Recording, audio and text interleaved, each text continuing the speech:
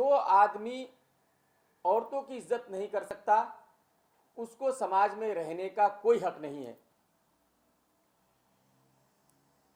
पहले तो मैं उनको यह बता दूं कि वो 12वीं फेल हैं, और क्योंकि वो 12वीं फेल हैं इसलिए उनकी थिंकिंग उतनी ही है। उन्होंने एक हीरोइन से शादी की है तो उनको लगता है कि पूरा बॉलीवुड वही जानते हैं और पूरा बॉलीवुड उनके घर में है।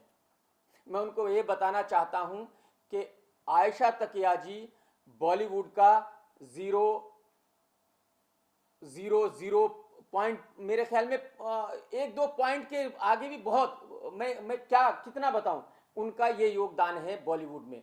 तो अगर वो ये समझते हैं कि भाई मेरे घर में पूरा बॉलीवुड है तो वो गलत समझते हैं। कल का ही इंसिडेंट है कि भाई सोफी चौधरी जी ने बहुत हॉट पिक्चर्स ट्विटर्स पे डाली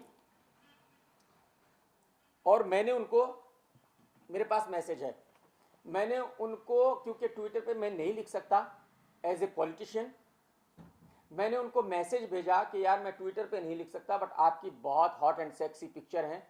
तो उन्होंने मुझे रिप्लाई किया हंस के कि थैंक यू, आपने मैसेज पे ही कहा यही बहुत है। तो ये फरहान साहब को मैं ये बताना चाहता हूँ कि ये बॉलीवुड है, यहाँ जहाँ से आपकी सोच खत्म होती है वहाँ से बॉलीवुड की सोच शुरू होती है।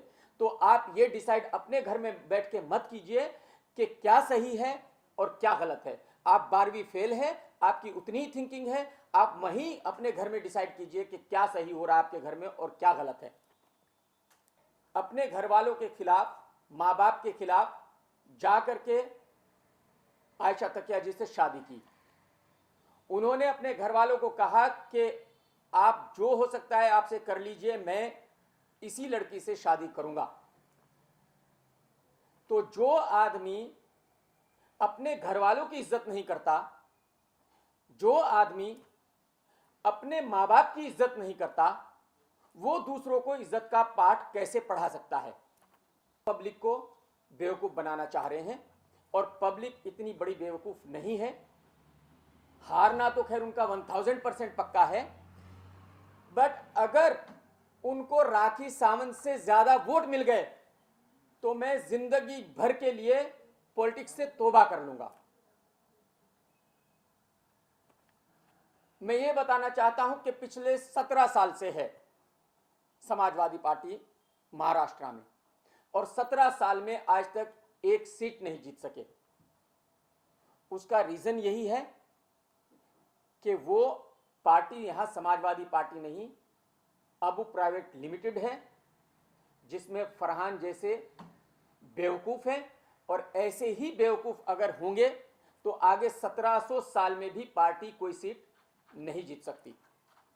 तो अबू आजमी साहब समाजवादी पार्टी के नाम पे पब्लिक के सामने झूठ बोलते हैं, जो फरहान आजमी झूठ बोलते हैं कि वो मुसलमानों के यहां हमदर्द हैं और शिवसेना और एमएनएस के खिलाफ है। हकीकत यह है कि समाजवादी पार्टी के नाम पे अबू आजमी साहब शिवसेना को सपोर्ट करते हैं, कांग्रेस को कमजोर करते हैं।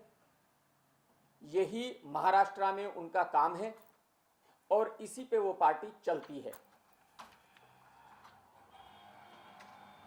2013 में बीएमसी शिवसेना के अंडर में है। 2013 में बीएमसी ने गार्बेज फेंकने का 200 करोड़ का कॉन्ट्रैक्ट अबू आजमी की कंपनी को दिया, और इस इलेक्शन में शिवसेना को हेल्प करने के लिए, कांग्रेस को कमजोर करने के लिए 2014 में वो कॉन्ट्रैक्ट 200 करोड़ से 500 करोड़ बढ़ाकर देने का प्रॉमिस किया गया। इसलिए समाजवादी पार्टी शिवसेना को हेल्प कर रही है।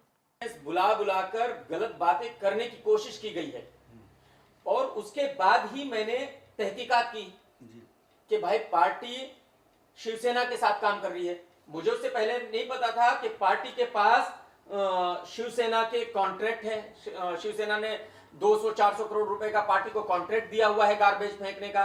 आगे 2014 में वो कॉन्ट्रैक्ट 500 करोड़ का हो जाएगा। तो एक आदमी जो शिवसेना के साथ मिलके बिजनेस कर रहा हो, वो शिवसेना के खिलाफ हर वक्त कैमरे के सामने बातें कैसे कर सकता है? मैं तो अब तक उनके स्टेटमेंट वही देखता आ रहा था। तो मुझे यही पता था कि भाई ये पार्टी है जो शिवसेना के खिलाफ इलेक्शन लड़ती है या मनसे के खिलाफ इलेक्शन लड़ती है। मुझे ये पता नहीं था कि ये एक अबू प्राइवेट लिमिटेड कंपनी है जो अपना बिजनेस कर रही है और अपनी जो मिल्कियत है वो बढ़ा रही है। ये इस एरिया के जितने भी समाजवादी पार्टी के कार्यकर्ता हैं वो मुझे इसके लिए मेरे ऊपर दबाव डाल रहे हैं, वो कह रहे हैं। और उन सब ने, ये मैं आपको एक और बात बता दूं कि उन सब ने कल एक पेपर पे साइन करके पार्टी ऑफिस में दिया है कि भाई हम चाहते हैं कि कमाल खान ही इलेक्शन लड़े, बट मैं इस पार्टी से इलेक्शन नहीं लड़ूंगा। बट जैसे सब उनके जो कार्यकर्ता हैं, समाजवादी के ही कार्यकर्ता हैं, वो मुझे फोर्स कर रहे हैं और मुझे कह रहे हैं कि नहीं आप निर्दलीय लड़िए, इंडिपेंडेंट लड़िए। तो हो सकता है कि मैं अब इंडिपेंडेंट लड़ूंगा इस एरिया के। उन्होंने मुझे एक हफ्ता पहले ये कहा, ये भी एक रीजन है छोड़ने का पार्टी, ये बहुत इंपॉर्टेंट रीजन है। उन्होंने मुझे ये कहा कि भाई अब जो है, अब हम पैसे बांटने शुरू कर दें, क्योंकि सारी पार्टियों ने पैसे बांटने शुरू कर दिए हैं, और रैलियां शुरू कर दें और हर रैली में 2000 फेक लोग बुलाए जाएंगे, जैसे सबकी सब जो बाकी पार्टियों की रैलीज हो रही है उनमें बुलाए जा रहे हैं। तो मेरा सिंपल जवाब था कि भाई मैं पैसे बांटने के लिए तो आया नहीं पॉलिटिक्स में। अगर मैं आज लोगों को पैसे बांटूंगा, 5-7 करोड़ बांटूंगा और ये सब पैसा उड़ाऊंगा, तो फिर ये पैसे, जाहिर सी बात है हराम के पैसे तो है नहीं मेरे पास, मैंने तो मेहनत से पैसे कमाए हुए, तो ये फिर पैसे मैं रिकवर भी करूंगा। और अगर रिकवर करूंगा तो फिर मैं पक्का घोटाले करूंगा, करप्शन करूंगा, इसी तरह शिवसेना से और मनसे से कॉन्ट्रैक्ट लूंगा। तो ये करने के लिए मैं पॉलिटिक्स में आया नहीं हूं, इसलिए मैं कोई पैसा बांटने को तैयार नहीं हूं। Again I am saying, I have not said anything from my side. I was just repeating the statement of Aisha Takia, what she has said, that मेरे जैसी लड़की को एक्सेप्ट किया। So I am not saying, उसका मतलब मैंने कुछ नहीं निकाला और मैंने अपनी तरफ से कुछ नहीं कहा। मैंने अगर उनका ही स्टेटमेंट रिपीट किया है and she is feeling bad, तो उनके मन में खोट है, मेरे मन में खोट नहीं है। मुझे नहीं पता वो क्या सोच रही हैं और उन्होंने क्यों कहा, ये वो डिसाइड करें।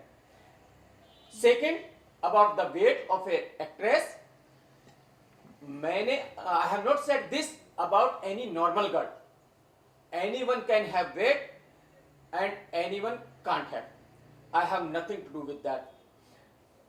As a critic, it's my responsibility to say about actor, about actress, how they look, what they should do, how is the film. So I was doing my job. It has nothing to do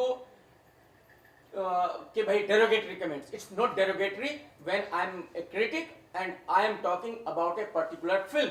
So I have all the rights to say that okay, she was not looking good. I have I praise many other women in the film, you can say Sonakshi Sinha. I said before that okay, she was she has more weight in the same manner as you are saying that okay, she is fat. Now she is fit and I am praising her. I am saying she is looking very good. So it is my job as a critic to say who is looking good, who is not looking good.